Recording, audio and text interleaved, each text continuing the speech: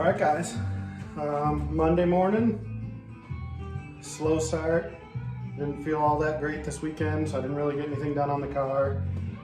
Not feeling a whole lot better today, but feeling, I don't know, I got out of the house, I grabbed some materials, I got some fresh air, and I'm gonna attempt to get some stuff done out here. But man, I guess wow was just the first thing I want to say. Not huge goals or accomplishments by any means in the world of YouTube, but for us, I just looked, 5 days ago I was shy of 200 subscribers and I was trying to push for 200. That was my big goal. And our average views on a video were anywhere from 50 to 100 views. Right now I can go check and see where we're at. We hit 200 pretty quick. So yeah, 5 days ago we didn't have 200. We still weren't at 200. As of right now, we're at 413. So we surpassed 200 like crazy, and doubled, more than doubled, 413 subscribers. And within one of our 3-day-old videos is at 6,000 views, almost 2,000 on the one after that, and just shy of 540 on the most recent one. So I mean, for us, that's crazy how fast it jumped up, and I'm just really excited. I said that I wanted 1,000 followers by the end of the year. Well, I mean, here it is, almost April, and we're already, very close to 500. So we'll see. I'm gonna keep working on the content. We're recording better now. I had somebody suggest going from HD to 4K. So we're gonna try today in 4K. See how that works out. Fingers crossed that I don't mess it up and I don't have any content for today. But today what we're gonna do, we are getting ready to block sand what the little guy, or little helper Wyatt, started the other day. I just put down a guide coat. I just used a black primer, dusted over. I'm gonna block that out. And then I'm gonna jump back to this quarter panel and get that fiberglass knocked down and skim a mud on there. I went this morning and I got the colors for the car. The top is a red. It's a 77 Ford truck red. It's, oh geez, what's it called now? Cherry red? Well, I can tell you. I got the book over there, but my phone's closer. Candy apple red, that's the name of it. And candy apple would lead you to believe it was pearl or metallic or whatever. It's a solid color. It's a nice medium to the darker side red that'll look nice with the red and black interior. The bottom of the car is staying black. So we got the black, we got the red. I'm hoping to be painting the red tomorrow. There's minimal body work up and around the top. And hopefully this is all body worked and ready so that we can seal the top, paint the top, let it set up for a day or two to be able to tape up and paint the bottom by end of week, and have this one out of here. So yeah, back to my wow and my crazy. I just want to thank everybody that is a subscriber and anybody that's watching or will be watching this video and subscribes or likes or comments. Our comments are going up. I mean, for us to have, 20 to 50 comments on a video is a lot. We used to get nothing or 5 or, you know what I mean? So I'm very thankful for all of you that are commenting, that are subscribed, that will subscribe, that are getting the view numbers up there.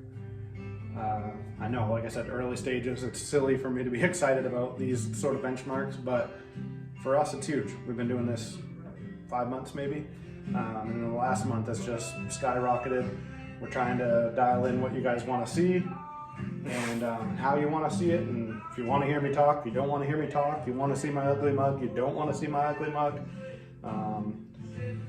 Yeah, we're trying to figure it out, trying to keep everybody happy. Hopefully that some of the ways, I've shown a bunch of different ways. You guys have seen me do some inspection patches. You've seen me do something a little nicer like this fully welded in quarter patch right here. There's still plenty of levels beyond that you'll see us do. It's all per job, per car, as to the level of finishes, the level of, you know, the bodywork underneath, the level of the paint job. But there's so many different levels, so hopefully you guys all get a little bit of something out of it.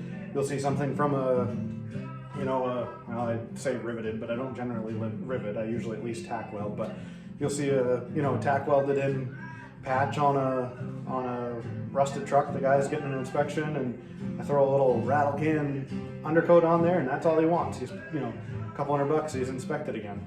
So you'll see that all the way up to, the $5 and $10 and, $5 and $10 and $20,000 paint jobs. And you'll see everything in between. So we're excited for that. We're excited that we're expanding the shop to be able to have our workflow a little steadier and keep up with the workload that we already have. There again, I want to thank everybody, all of our customers that we have. I mean, crazy amount of work, hours and hours and hours on the books.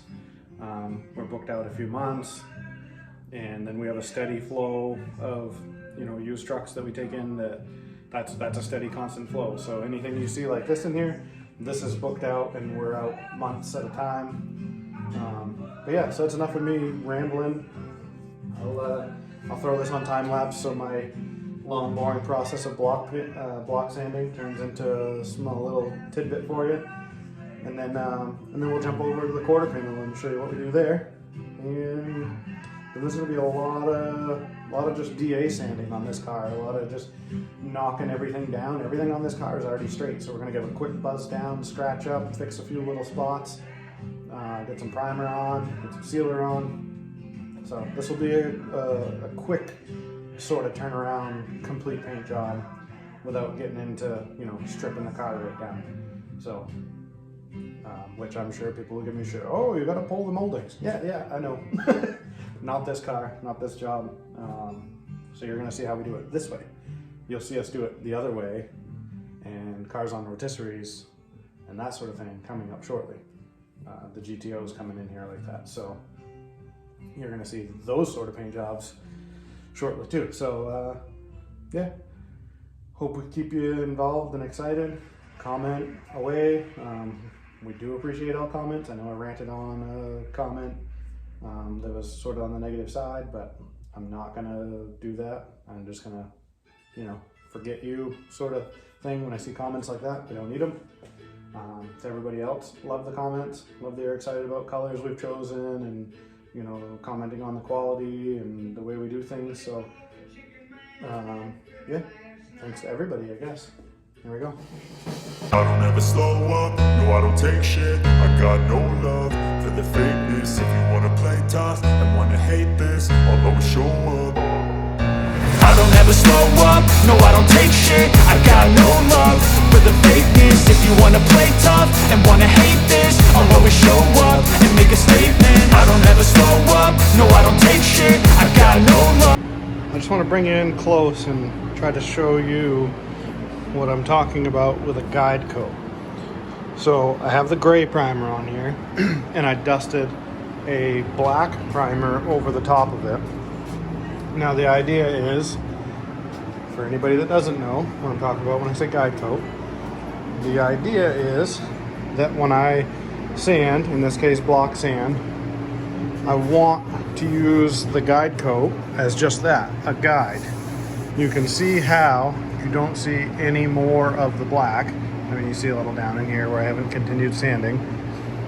And you see some in these little pits, which that helps as well. Because once this is all wiped down, any of the little pits I'll see even better with that the guide coat in there. Now what I'll do is I'll set up the camera over here and you'll see what this looks like. And I know I have some waviness going on in here, so you'll be able to watch what I'm talking about. You'll see the black on any of the low spots. And I believe that the waviness is just the layers of paint from me sanding down to the original fillers. So the different fillers and the different paints and how they feathered out will be a little wavy right through here. But I put 3 good heavy coats of this high build primer on here. So I should have gained the thickness I need back to sand this straight, flat, and smooth. But the guide coat won't lie, it'll tell me that. So let me set the camera up over here and let me show you what I'm talking about. Alright, so I'm going to try, if I have to, I'll pull the camera off and show you, but for right now I'm going to show you. We'll see how visible it is for you set up right like that. But I'm going to start blocking right in an area that I know is going to leave some low spots.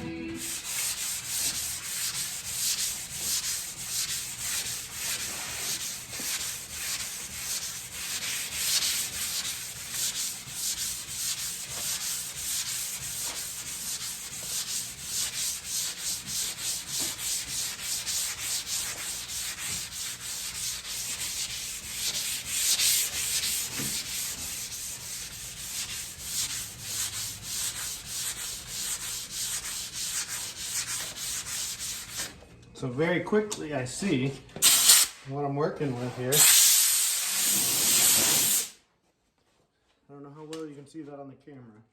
So I'll try to point out and then hopefully you'll be able to see. Maybe I can get a light shine down it. But you even see the texture in the primer. The texture of the primer, you can see the black in the lows of that texture, of that orange peel.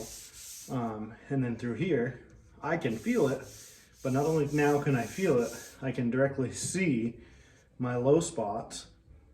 And if I can continue to sand that area and everything becomes uniform gray primer and it feels good, that means it's straight.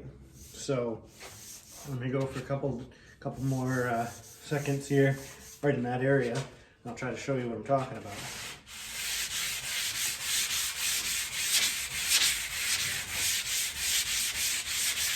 And this is a 180 grit. I will 220 and 400 over this, likely just quickly with the DA. Now I don't always recommend a DA. You can get lost with a DA awful fast. But if you have enough experience with a DA and how to run it, you're just fine, especially with those finer grits. You'll see me shape Bondo with a DA in certain smaller areas, something long and flat like a roof or a door panel or a hood, or even the side of a fender. If I was body washing this, I'd use a longer block or a board sander. But areas like this, you can get away with a little 6-inch semi-rigid block and a DA. And I know I'm making it straight because I can see it and I can feel it. So again, I don't know how well you can see this on the camera, but I have that uniform gray color and I already have those little ripples out right here. I can feel a few on the outskirts of where I stopped sanding, but I know now that I don't have to do any body work or repriming because I have enough there. So now I'm going to block the rest of this fender.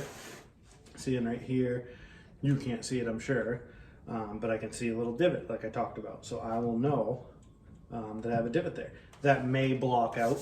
I may have enough primer there, but I will. I'll quickly. I say quickly, it'll take me a few minutes, but I'll throw you back on the old time lapse there and I will quickly block this fender down and show you what our end result kind of looks like. Okay, so we got it blocked down, whole thing knocked down real close. What we're gonna do now is I'm gonna show you another trick I do to get a visual on what it's gonna look painted. I know I've said it before, but I'm actually gonna try to give you a good visual here in just a second of how we can see what this would look like when it's back to a glossy state, as it's still here in a sanded primer. So hold on just a second. So I'm going to try to demonstrate the best I can. What we're gonna do here is we're using our multi-prep, again, PPG product. It's a cleaner we use on our panels. I'm gonna try to show you. I don't know how well this will show up for you guys, but that's what we're looking at right now. And then when we spray our cleaner on,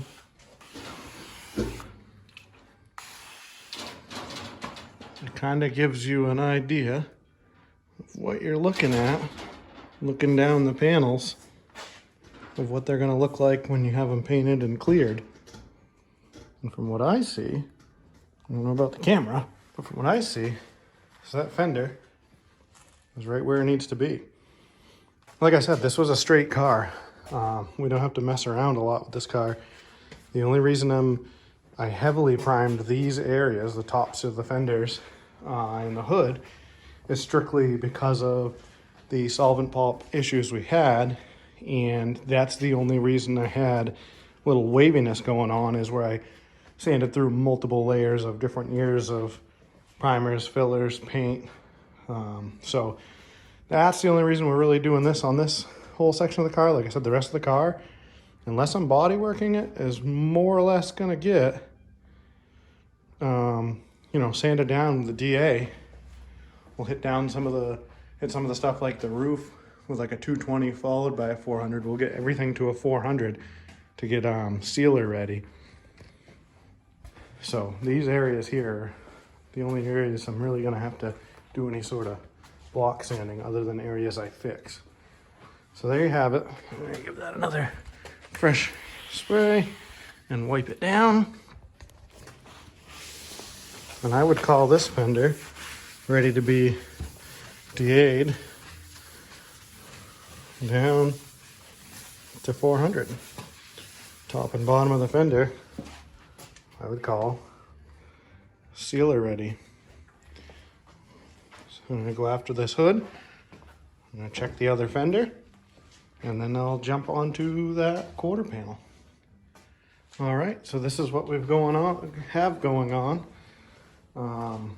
We block sanded with 180. I ran the DA with some 220 over everything and knock everything down real quick. And as I said before, final sealer.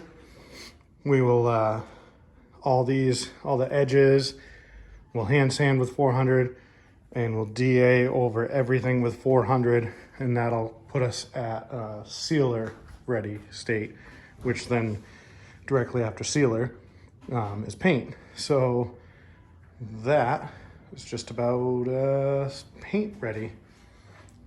Now we're gonna jump back here like we said and knock this fiberglass down and give our first skim of Bondo. We got one little blister down by this piece of tape that we got going on down here. I'm gonna grind into that, see if it's just some popped Bondo. If it's nothing major, we'll just grind out the Bondo, put some good fiberglass in there. If it's whole, well, obviously we'll chop it out and weld something in. I'm assuming there's just some Bondo going on there, but we will know soon enough. For now, we're gonna knock this down. Come in.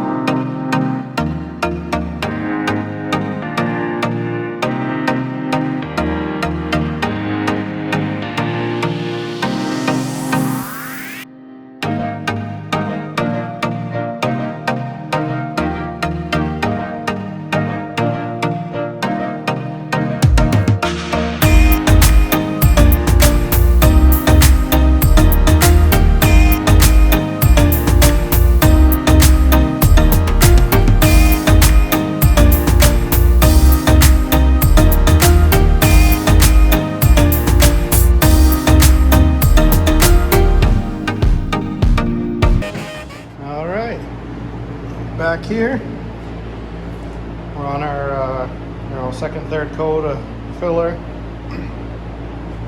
That should get us near to the end. I know this little edge is kind of funny because the way it's, this lip has been rolled, and right in there is where we started our patch, and it was kind of a little funny shape where it comes to almost a point where it's rolled out. So we're working that.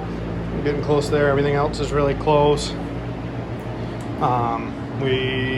That little spot down there, as I suspected, had some old fiberglass, and the Bondo was popping above that. So we ground it down and threw some fiberglass in there.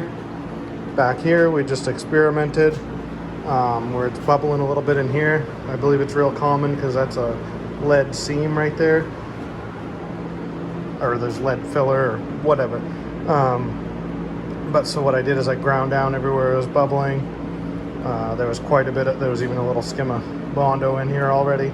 So I ground it down to metal and got it to good clean metal and put a little fiberglass filler in there. So I'm gonna sand that down, skim it with mud, and we'll do that on all the spots it's doing. And there's a little bit right there. That lower, I think it's fine. Nope, there's a little bit right here and a little bit right here. So we'll finish those, like I said, with we'll grind it down to clean metal, get a little fiberglass filler in there and regular body filler, and we'll get some primer on it. So for feeling like crap today, at least we got the paint today. Got a good jump on that. We're gonna have a pretty good jump on all this. Starting to, the crappiness feeling is setting back in a little, so I'm gonna try to get that situated, and we'll see how much more I peck away at out here today. I know it's not gonna be a late night in the shop, that's for sure. So yeah, here we are. That's where we're at, and hopefully we'll be showing you what that looks like all.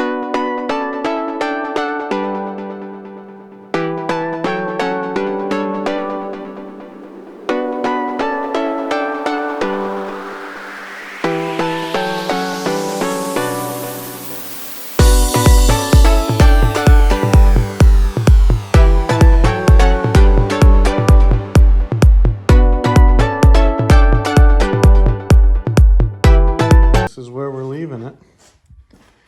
With that all sanded out, we started to knock down, so that's all 220 grit.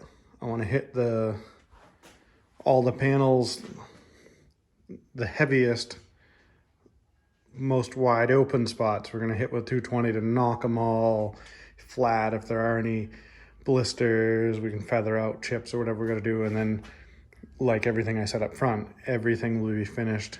You know, the edges will be hand sanded. Everything will be finished down to a 400 grit.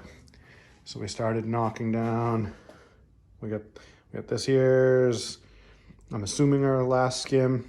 We already showed you that going on.